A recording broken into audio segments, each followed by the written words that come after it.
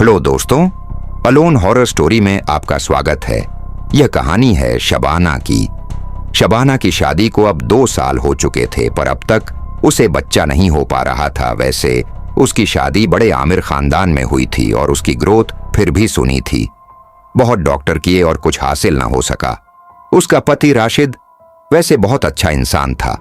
वह अपनी बेगम से बहुत प्यार किया करता था, पर कहते हैं ना, किसी की कमजोरी किसी और की ताकत बन जाती है। कि शबाना और राशिद जिस बड़े से बंगले में रहा करते थे, वहीं उस बंगले के पास थोड़ी ही दूर पर एक पुरानी कोठरी थी जो बगल से साफ साफ नजर आते थे। पर आज तक पाना या घर के किसी भी इंसान को वहां जाने की जरूरत नहीं पड़ी। वह कोठरी सालों से बंद पड़ी हुई थी। ऐसे ही एक दिन शुभ माना कि सास ने उसे बच्चे को लेकर ताने देना शुरू किया है। वैसे तो यह रोज की बात थी, पर आशिक की अम्मी आज ज्यादा ही गुस्से में थी। मैं कि पश्चिम पहुंची है अभी तक, कि उच्च राशि काम से घर नहीं लौटे थे, तो शबाना अपने कमरे में अकेली ही रो रही थी। तभी उसने कमरे के बाहर किसी की आवाज सुनी। चले जाओ यहां से। मैंने तुम्हारा क्या बिगाड़ा है? चले जाओ यहां से। उसे पता था कि यह बड़े अब्बू की आवाज है। जब से वह शादी कर इस घर में आई है, उसने बड़े अब्बू को ऐसे ही अनाप शनाप बातें करते सुना था। घर वालों की माने तो एक दिमागी मरीज थे और वह अंधेरे से बहुत डर थे। बड़े अब्बू उस बंगले की सबसे ऊपरी मंजिल पर रहा करते थे। वह ज्यादातर अपने कमरे से बाहर नहीं निकलते थे से 20 साल पहले उन्होंने अचानक ही कोठी को बाहर से ताला लगा दिया और अपने आप को ऊपरी मंजिल के कमरे में बंद कर लिया था। पर आज तक घर में कोई भी नहीं जानता कि 20 साल पहले आखिर उम्र के साथ हुआ क्या था। शबाना बड़े अब्बू की आवाज सुनकर कमरे से बाहर चली गई और उनके कमरे की ओर चली गई थी। मैं उनके कमरे का दरवाजा खुला हुआ था। बड़े अब्बू अपने कमरे की खिड़की से झांककर बाहर देख रहे थे और घबराए हुए कुछ बड़बड़ा रहे थे। चले जाओ यहां से, मुझे बख्श दो। मैन है, तुम्हारा क्या बिगाड़ा है? मुझे मारकर तुम्हें क्या मिलेगा? छोड़ दो मुझे। संयुक्त शबाना उनके पास जाकर खड़ी हो गई। वह खिड़की से बाहर झांककर देखने ही वाले थे कि बड़े अब्बू ने उसे जोर का धक्का देकर नीचे गिरा दिया था। चले जाओ यहां से, वरना वह मेरे मालिक आया।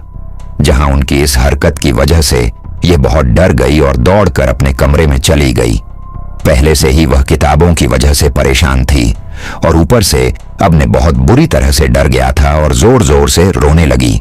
तभी बाहर से आवाज सुनाई, मेरे पास आ जाओ, मैं जानता हूं तुम्हें क्या चाहिए। उठकर अपने कमरे की खिड़की से बाहर देखा तो पास की उस पुरानी कोठरी से सफेद काला धुआं निकल रहा था। कि उसने सोचा कि वह कोठरी तो बंद है, वह आग कैसे लग सकती है। वह दौड़कर वहां जाना चाहती थी, पर तभी उसका पति राशिद कमरे में आ गया।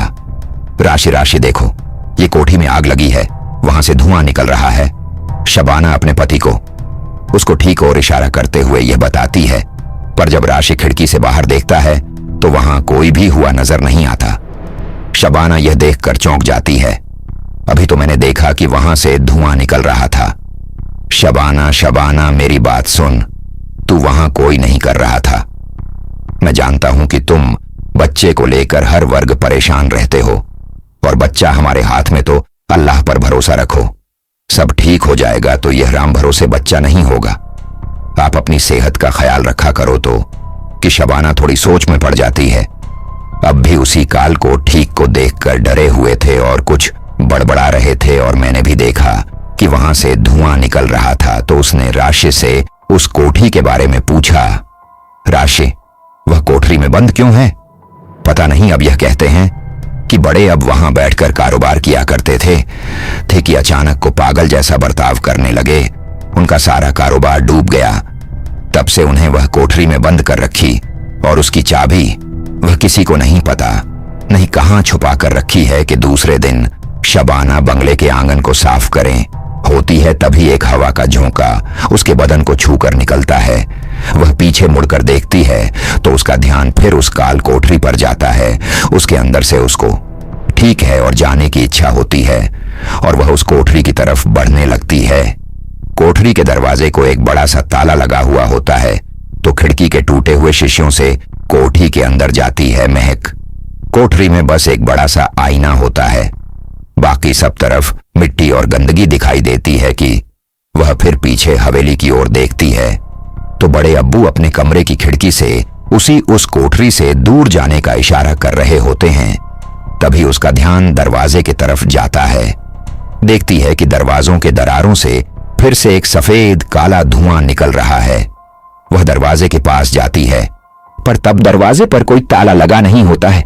वह उसे थोड़ा अजीब लगता है, पर फिर भी वह दरवाजा खोल उस काल कोठरी के अंदर चली जाती है कि अंदर सब तरफ गंदगी के सिवाय और कुछ नजर नहीं आता। आईने पर भी थोड़ा काला रंग चढ़ा हुआ होता है। शबाना सोचती है कि इतना अच्छा कमरा और खाना का खाली पड़ा हुआ है। वह उस कमरे को साफ करना शुरू करती है और उसी बीच वह उस आईने को भी साफ कर देती है। आईने की कार्स पर लगा काला रंग हटा देती है और तभी उसे अचानक से बिजली का झटका लगता है। वह उस आईने से दूर चली जाती है। हुआ था तो अच्छा हुआ था, अच्छा हुआ जो तुमने मुझे आजाद कर दिया है कि संभावना व हंसी और आवाज सुनकर डर जाती है और फिर धीरे धीरे उस आईने से दूर बाहर आने लगता है और उस हुए से एक बड़ी सी परछाई उसके सामने उभरने लगती है एक बहुत बड़ी उस कोठरी जितनी बड़ी परछाई शबाना उस बड़ी सी परछाई को देख उस कोठरी से बाहर भागने लगती है। तभी वह जिन्नात उसके सामने जाकर खड़ा हो जाता है। मैं तुम्हारा नाम जुड़वाना है ना? मैं जानता हूं तुम्हें क्या चाहिए। मैं अच्छी तरह जानता हूं मैं इसको ठेका जिन हूं। मैं तुम्हारी मुराद पूरी करूंगा। इतने सालों बाद किसी ने मेरी कुर्सी को साफ किया है ना है। तुमसे बहुत खुश है। मांग को मांगो, क्या मांगना चाहती हो। पर शबाना फिर भी कुछ नहीं मानती। वह उस जिन्नात को देख डर के मारे कांपने लगती है। शबाना बस उससे बाहर जाने देने को कहती है जिन्हें फिर से हंसने लगता है जैसे लोगों ने ही। शबाना मैं तुम्हें कुछ नहीं करूंगा। मैं जानता हूं तुम्हें बच्चा चाहिए ना। मैं तुम्हारी मुराद पूरी करूंगा। मुझ पर भरोसा करो ये जिन्नात की।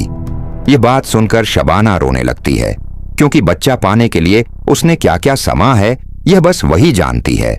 वह इस जिन्नात के सामने हाथ जोड़कर घुटनों पर बैठ जाती है। खड़ मुझे बच्चा चाहिए। बच्चा है कि मुझे मेरा बच्चा चाहिए ही। मैं तुम्हारे इस मुराद को पूरा करूंगा, पर तुम्हें मेरी 3 शर्तों को मंजूर करना होगा। अगर तुम्हें मेरी शर्तें मंजूर होगी तो ही मैं तुम्हारी मुराद पूरी करूंगा। बच्चे के नाम से ही शबाना सब भूल जाती है और बिना कुछ सोचे समझे जिन्नात की शर्तों को मान लेती है। जिन्नात की पिंक शर्ट तिथि तय। शबाना को जिन्नात का शागिर्द बनना होगा, दूसरी जिन्ना के वजूद को रखना होगा और तीसरी और आखिरी शर्त यह थी कि जिन्नात वक्त आने पर चाकू से जो भी मांगेगा यह वह उसे देना होगा। पर शबाना बच्चा पाने की खुशी में सारी शर्तों को मंजूर कर लेती है। तब जिन्नात उससे कहता है, जाओ, कल सुबह तुम्हारे आंगन में एक सफेद फूल खिलेगा। सूरज डूबने से पहले उसे खा लेना। उसके ठीक 9 महीने बाद तुम्हारे घर में बच्चे की आवाज को इसने लगेगी। आप चढ़ जाओ यहां से, पर मेरी शर्तों को याद रखना। उसमें से एक भी शब्द अगर तुम्हें थोड़ी तो तुम्हें मुझसे कोई नहीं बचा सकता। इतना कहकर जिन्नत अचानक कहीं गायब हो जाता है और शबाना उठकर देखती है तो अपने कमरे में बिस्तर पर लेटी हुई होती है।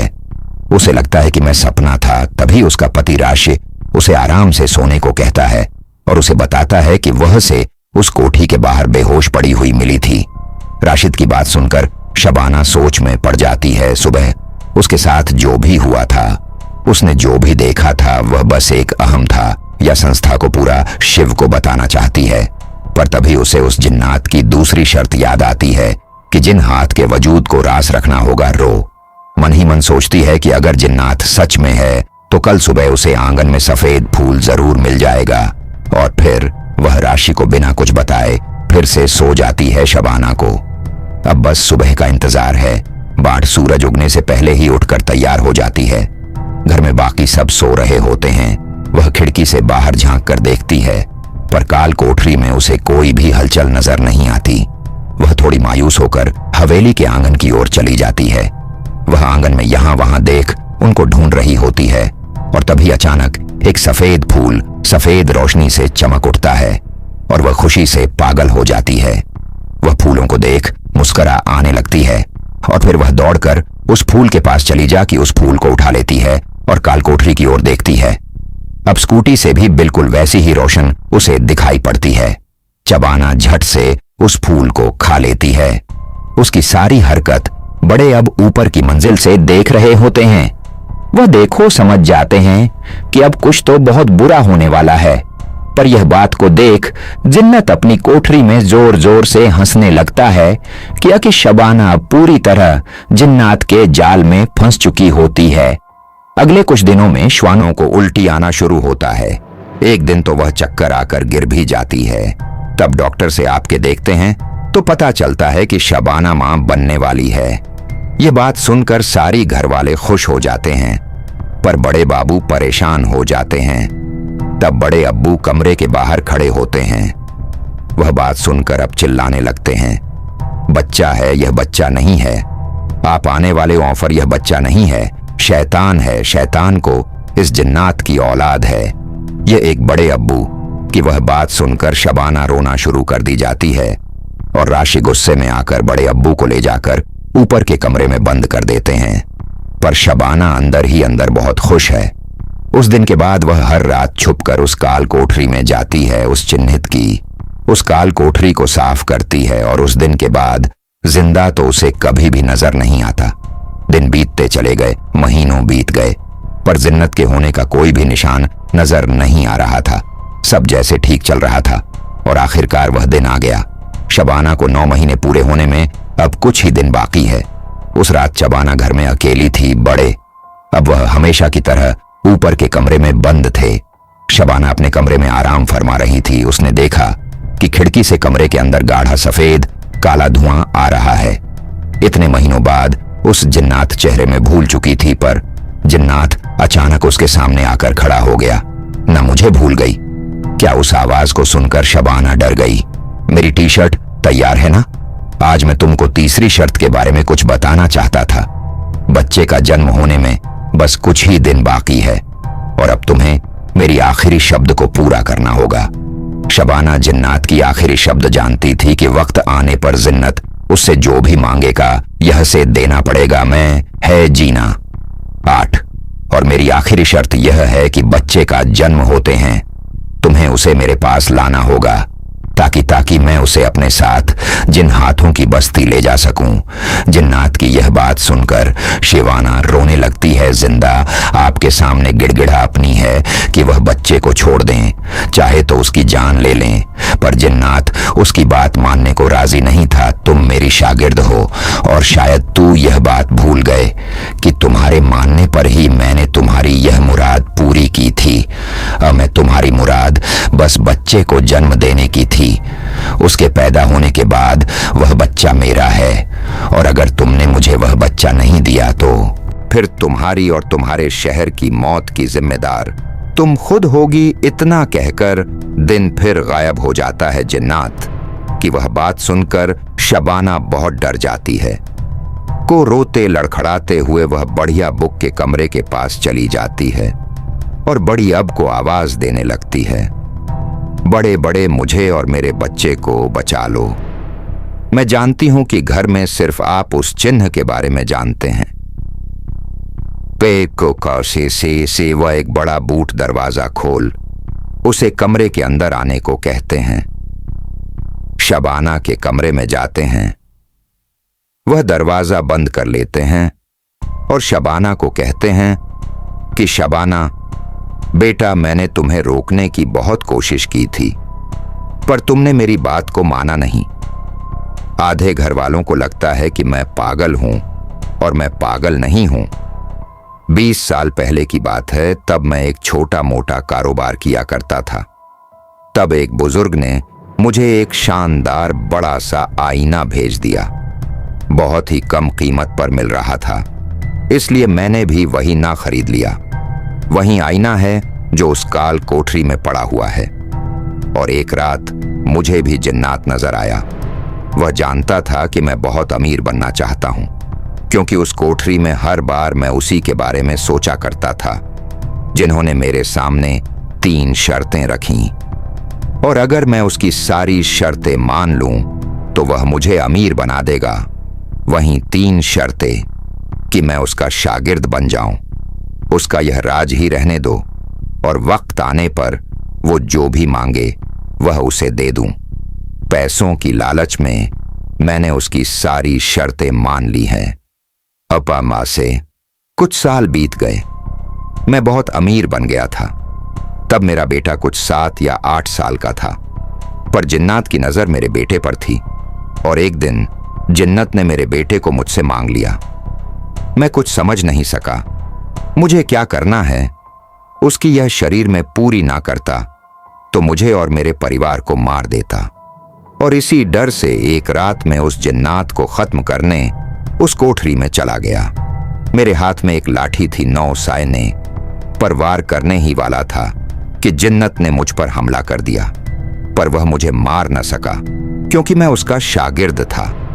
पर सच कहूं तो मैंने उसकी आज तक एक भी शर्त नहीं तोड़ी सी कि मैं किसी तरह वहां से बचकर निकल गया, और आज भी मैंने उसकी दूसरी सड़क को तोड़ा नहीं है। जिन्नत के बारे में तुम मेरे बताने से पहले जानती थी, मतलब शर्त के मुताबिक जिन्नात का राज अभिराज ही है। और अब मैं तुम्हें कुछ नहीं बताऊंगा कि जिन्नात को कैसे खत्म करना है, क्योंकि वह हमारी सारी बातें जानता है। वह यह भी जानता है कि हम क्या बात कर रहे हैं। अब तुम्हें यह खुद सोचना होगा कि आगे क्या करना है। तो उस काल कोठरी में चली जाओ। जिन्नात तुम्हें उस आखिरी शब्द के बारे में 3 बार पूछेगा।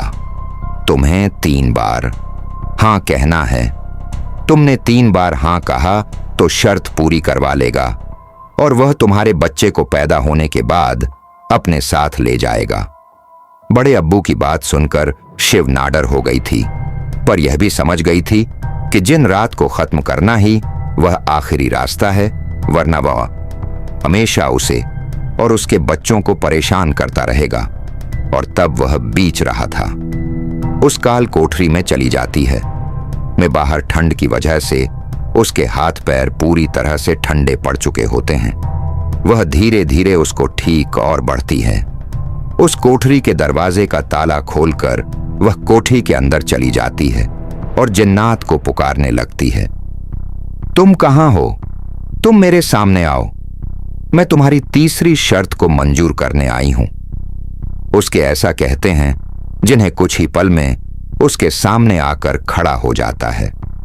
उसका कद उसको ठेके जितना लंबा है, और उसका बदन नहीं, बल्कि बस एक सफेद काला धुआं है। शबाना का ध्यान उस आईने की ओर जाता है।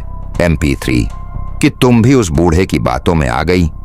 वह आज नहीं तो कल मर जाएगा, पर याद रखना, तुमने अगर मेरी तीसरी शर्त पूरी नहीं की तो मैं तुम्हें और तुम्हारे बच्चे को जिंदा नहीं छोड़ूंगा। तब शबाना आगे बढ़ते हुए उच्च जिन्नात को अपनी फीस रिश्वत मांगने को कहती है।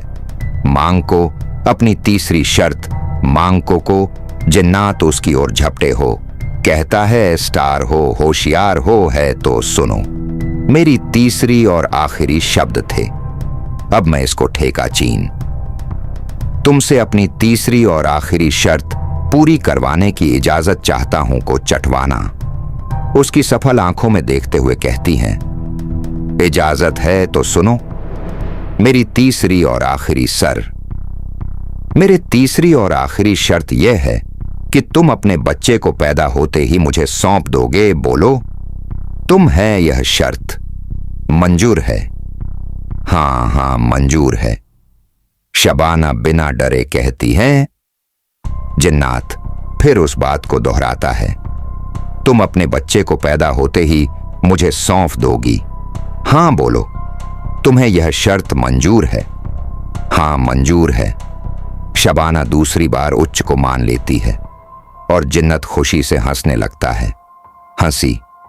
अब आखिरी बार पूछ। चाहो तुम अपने बच्चे को पैदा होते ही मुझे सौंप दोगी? बोलो, तुम्हें यह शर्त मंजूर है?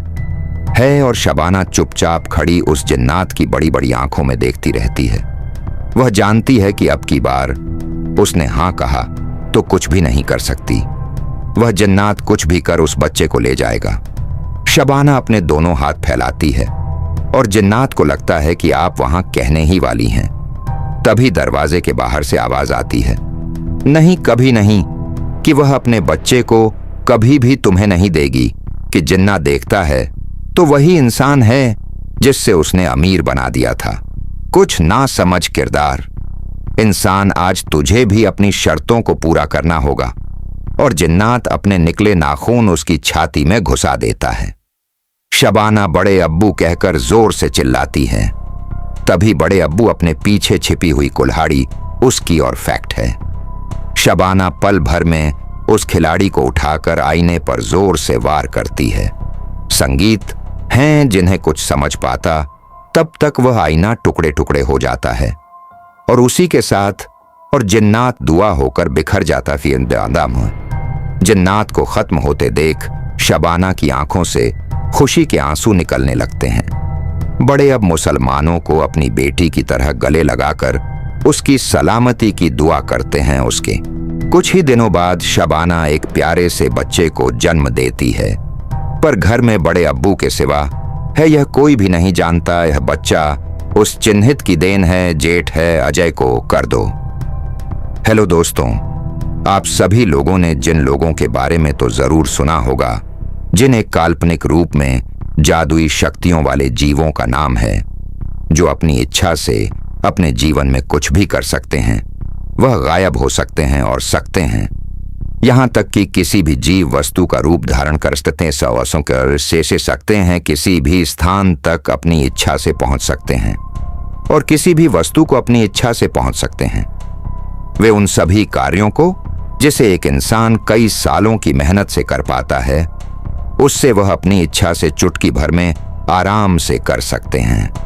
जिन्हें का शिकार धार्मिक ग्रंथों और कहानियों बेटी पाया जाता है, लेकिन उनकी सच्चाई का कोई पुख्ता सबूत ना होने के कारण विटामिन है अंधविश्वास मानता है। जिन शब्द अरबी भाषा से लिया गया है, इस मुएदिन नार्थ और टिम में शब्द मशहूर है।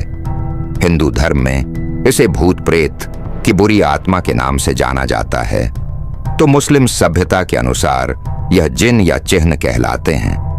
अधिकतर चिन्ह इंसानों को नुकसान ही पहुंचाते हैं। बहुत कम दिन ऐसे होते हैं जो इंसानों के लिए खतरनाक नहीं होते, जिनके दुनिया इंसानों की दुनिया से बिल्कुल अलग है। यह लोग ज्यादातर सुनसान जगहों को अपना ठिकाना बनाते हैं। भौतिक रूप से इन लोगों का कोई अस्तित्व नहीं होता और वह किसी भी मानव शरीर को अपने वश में करने की ताकत रखते हैं। कुछ लोग अपने किसी पूरी मंशा को पूरा करवाने के लिए जिन उसको अपने वश में कर लेते हैं, लेकिन ज्यादातर लोग इस कार्य में असफल होकर अपनी जान गंवा बैठते हैं। इसलिए जिम साधना में वही लोग सफल होते हैं जो दूसरों का भला करने के उद्देश्य से उन्हें वश में करते हैं। कि जिलों की दुनिया को और करीब से समझने के लिए इन्हें 5 अलग अलग श्रेणियों में बांटा गया है। अलग अलग प्रकार की जिन अलग अलग शक्तियां रहते हैं और अपनी शक्तियों के बल पर इंसानों के नाक में दम करते हैं। तो आइए अब हम आपको अलग अलग प्रकार के चिन्ह के बारे में बताते हैं। एक बड़ी चिन्ह दुनिया के सबसे खतरनाक चिन्ह होते हैं। इससे कहानियों में अक्सर आपने इन दिनों के बारे में सुना होगा।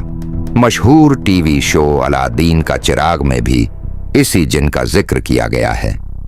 यह जिन अधिकतर समुंदर यहाँ पर खुले पानी में पाए जाते हैं कि इंसानी दुनिया की तरह विपरीत जिन भी अपनी एक अलग दुनिया में रहते हैं, जिसमें पुरुष और महिला की तरह से जोड़े में रहते हैं। यह जिम इंसानों के विचार समझने की ताकत रखते हैं और बहुत जल्द इंसानों को अपना दोस्त बना लेते हैं। यहां तक कि इंसानों को पता भी नहीं चल पाता कि वास्तव में उनका दोस्त एक दिन है। विपरीत जैन अच्छे और बुरे दोनों प्रकार के बॉसों से यम हो सकते हैं, लेकिन कभी भी इसी चीन पर भरोसा नहीं करना चाहिए, क्योंकि इनसे दुश्मनी लेना आप पर भारी पड़ सकता है।